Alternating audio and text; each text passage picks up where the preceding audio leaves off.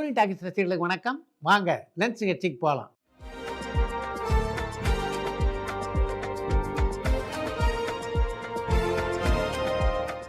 என்னப்பா முதல் கேள்வி? சினிமால விஜயோட மட்டும் இல்லாம, விஜயோட மகனான ஜேசன் சஞ்சய் கூடயும் சிவகார்த்திகேயன் போட்டி போடுறாருன்னு சில நியூஸ்லாம் வருது. இது உண்மை தகவலா? உண்மையாலுமே அவர் போட்டி போடுறாரான்னு பல்லவி ராமேஸ்வரத்துலேருந்து கேட்டிருக்காங்க. அஜித்துடைய பிரதான போட்டியாளர்னா விஜய். இப்ப விஜய் திரையுலகிலிருந்து விலகி அரசியல் உலகுக்கு போக போறார். அதனால அங்க போட்டி இல்ல. அது மாரி போட்டிகள் இருக்கும்போது தானே செய்திகள் சுவாரஸ்யமா இருக்கும். இப்ப அது மாரி போட்டிகள்லாம் இல்ல அப்படின்றதுனால தான் ஜேசன் சஞ்சயோடு சிவகார்த்திகேயன் போட்டி போடுறார் அப்படின்னு புதிதாக ஒரு போட்டியை உருவாக்குகிறார்கள் ஊடகவியலாளர்கள். அவ்வளவுதான். ஜனநாயகன் படத்தோடைய ஆடியோ லான்ச்சுக்கு தோராயமா அந்த படக்குழு எவ்வளவு செலவு பண்ணியிருப்பாங்கன்னு ராமேஸ்வரத்துலேருந்து திருமுருகன் கேட்டிருக்காங்க. நல்ல முன்னேற்றம். இதுவரைக்கும் சினிமா பட்ஜெட்ட கேட்டுட்டு இருந்தீங்க. நடிகர் சம்பளத்த கேட்டுட்டு இருந்தீங்க. இப்ப விழாவுக்கான செலவும் கேட்க ஆரம்பிச்சிட்டீங்க.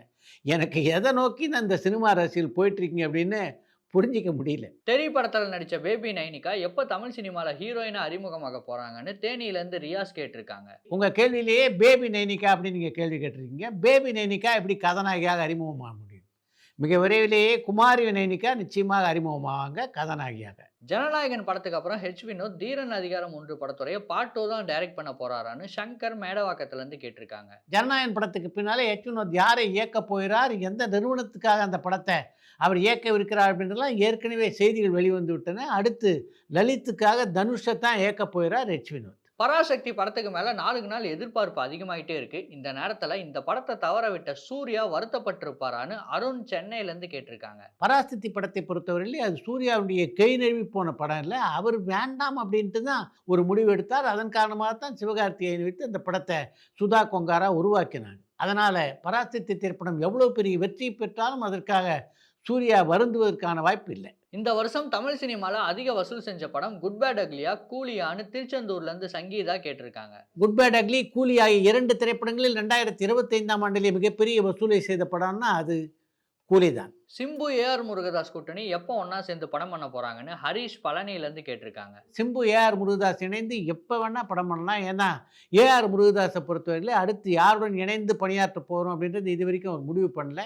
இப்போ சிம்புவோட ஒரு பேச்சுவார்த்தை நடத்தி கொண்டிருப்பதாக நான் கேள்விப்படுறேன். அது முடிஞ்சதுன்னா மிக விரைவிலேயே அவங்க 2 பேரும் சேர்ந்து ஒரு படம் பண்ண வாய்ப்பு இருக்குது. விக்ரம் சிம்புன்னு முன்னணி நடிகர்கள் கூட படம் பண்ணியுமே சுசீந்திரனால சினிமாவில் தனக்குன்னு ஒரு இடத்த பிடிக்க முடியல. இதற்கு முக்கிய காரணமா என்ன இருக்குன்னு சந்தோஷ் பரமக்குடியிலேருந்து கேட்டிருக்காங்க. விக்ரம் சிம்பு ஆகியோருடன் சுசீந்திரன் பண்ண படம் அவருக்கு மிகப்பெரிய பெயரை பெற்றுத்தரல அப்படின்றது உண்மைதான். ஆனால் அவரை பொறுத்த வரைக்கும் மிகச்சிறந்த திறமைசாலி, மிக அழகாக கதை சொல்லக்கூடிய ஆற்றல் உள்ளவர். தன்னுடைய திறமையை மூலதனமாக கொண்டு ஏற்கனவே தமிழ் சினிமாவுடைய முத்திரை பதித்த ஒரு இயக்குனர் தான் சுசீந்திரன். சமீபத்தில் வெளியான சிறை படத்துல முக்கிய கதாபாத்திரத்தில் நடிச்சிருக்க அந்த புதுமுக நடிகர் யாருன்னு பல்லவி ராமேஸ்வரத்துலேருந்து கேட்டிருக்காங்க. சிறை படத்திலே முக்கியமான கதாபாத்திரத்தில் நடித்திருந்த அக்ஷய்குமார் தான் சிறை அப்படின்ற ஒரு படம் உருவாகிறதுக்கே காரணம்.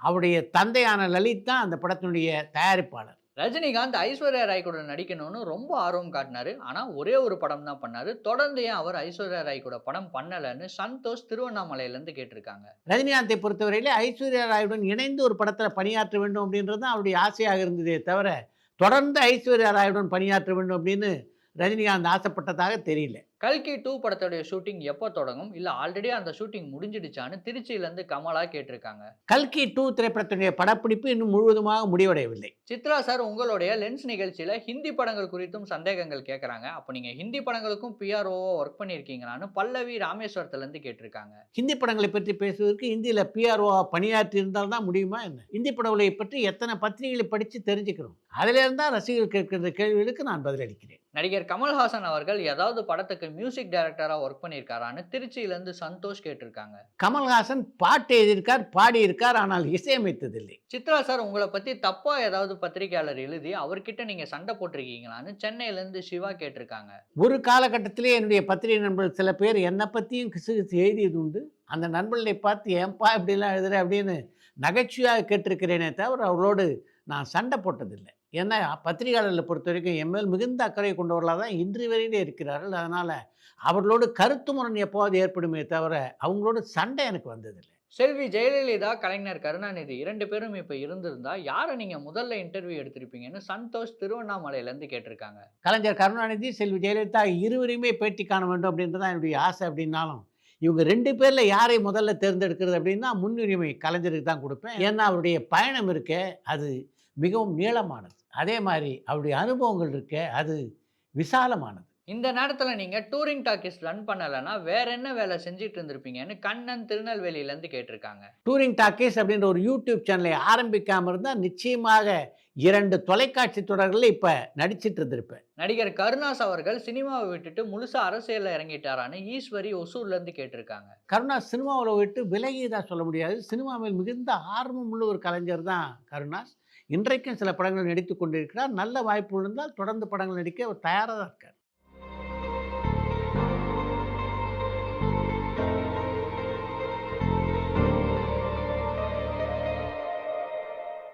முக்கியமான சாலைகள்ல ஷூட்டிங் எடுக்க போறதுக்கு முன்னாடி யார்கிட்ட பர்மிஷன் வாங்கணும், எப்படி பர்மிஷன் வாங்கணும்னு திருப்பூர்லேருந்து சிவா கேட்டிருக்காங்க. முக்கியமான சாலைகளில் படப்பிடிப்பு நடத்துவதற்கு பொதுப்பணித்துறை கிட்ட அனுமதி வாங்கணும். காவல்துறை கிட்டயும் அனுமதி வாங்கணும். அடுத்து இன்று ஒரு தகவல். லட்சுமிகாந்தனுடைய கொலை வழக்கிலிருந்து விடுதலையானதற்கு பின்னாலே கலைவாணர் என்.எஸ். கிருஷ்ணன் கலந்து கொண்ட ஒரு மிகப்பெரிய கூட்டம்னா, அது காங்கிரஸ் திடலில் நடைபெற்ற கூட்டம் தான். அந்த கூட்டத்துக்கு ஏற்பாடு செய்திருந்தவர் பத்திரிகையாளரான நாரதர் சீனிவாசன். சிறைச்சாலையிலிருந்து வெளிவந்ததற்கு பின்னாலே கலைவாணர் கலந்து கொள்கின்ற கூட்டம் அப்படின்றனால பொதுமக்கள் மிகப்பெரிய அளவில் அங்கே திரண்டிருந்தார்கள். அப்படிப்பட்ட பெருங்கூட்டத்துக்கு நடுவே அவர் எப்படி மேடைக்கு கொண்டு வரலாம் அப்படின்னு அவங்கெல்லாம் சிந்தித்துக் கொண்டிருந்த வேளையில மிகப்பெரிய கூச்சலும் கைத்தட்டலும் ரசிகர்கள் மத்தியில் இருந்து கிளம்பியது. எதை பார்த்து இவங்க கைத்தட்டுறாங்க அப்படின்னு இந்த ஏற்பாட்டாளர் மேடையை பார்த்த போதுதான் கலைவாணர் என்.எஸ். கிருஷ்ணன் மேடைக்கு வந்து விட்ட விஷயமே அவர்களுக்கு தெரிய வந்தது. கலைவாணர் எப்படி அந்த மேடைக்கு வந்தார் என்று எல்லோருமே ஆச்சரியப்பட்டார். அந்த பெருங்கூட்டத்துக்கு நடுவே நடந்து சென்று மேடைக்கு போகிறது அவ்வளோ எளிதான விஷயம் இல்லை அப்படின்றது கலைவாணருக்கு தெரியாதா என்ன? அது மட்டும் இல்லாமல் கலைவாணரை பொறுத்த வரைக்கும் இந்த நாடக மேடையில் பல ஆண்டுகள் அனுபவம் இருக்குண்டு. அதனால் நாடக மேடைக்கு பின்னால் போனவர் அங்கேருந்த ஒரு தகரத்தை விளக்க சொல்லிவிட்டு அதன் வழியாகத்தான் அந்த மேடைக்கு வந்தார் அப்படின்றது அதற்கு பின்னால் அவர் சொல்லித்தான் பலருக்கு தெரிய வந்தது. தன்னுடைய சிறைச்சாலை அனுபவங்களை பற்றி கலைவாணர் என்ன சொல்ல போகிறார் என்று எதிர்பார்த்து கொண்டிருந்த அந்த மக்களை ஏமாற்றாமல் அவங்க சிரிக்க சிரிக்க ஏறக்குறைய 1 மணி நேரம் அந்த விழா மேடையிலே பேசினார் கலைவாணர். நீங்கள் அசிஸ்டண்ட்டாக இருந்தபோது உங்களோட ரொம்ப நெருக்கமாக பழகின இன்னொரு முக்கியமான ஆர்டிஸ்ட் சூப்பர் ஸ்டார் ரஜினி. ஆமாம் சார். ஃபஸ்ட்டு குரூப் தான் சார் நிறைய பண்ணேன். அவர்கிட்ட வந்து கொஞ்சம் மறைமுகமாக சொல்லி கொடுக்குறது. நான் நிறைய அசிஸ்டண்ட்டாக அவர்கிட்ட ஒர்க் பண்ணியிருந்தாலும் 3 முகத்தில் வந்து அவர் ஒரு பெரிய சூப்பர் ஸ்டார் ஆகிட்டார் சார். வந்து என்னென்னா சுமிதா வந்து கொஞ்சம் அவர் ரொம்ப நல்லவர் சார். அவர் பற்றி ஒன்றுமே தப்பான விஷயங்கள் அந்த மாதிரி தப்பான விஷயங்கள் வந்து பர்சனலாக வந்து அவங்க வந்து எல்லாம் திமிரு பிடிச்சவங்க. எனக்கே வந்து ரொம்ப நான் ஷார்ட்டு ஆடுவேன், இப்படி இழுத்து போடுவேன், இது பண்ணுவேன். அவங்க வந்து ஒரு சின்ன ஜட்ஜ்மெண்ட் பண்ணுவாங்க சார்.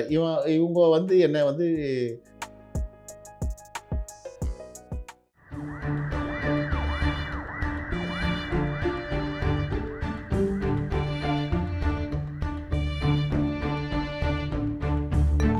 பரபரப்பான சினிமா செய்திகள், நட்சத்திரங்களின் பேட்டிகள், சினிமா வரலாறு ஆகியவற்றை பார்க்கவும் படிக்கவும் உங்களுக்கான இணையதளம் touringtalkies.co.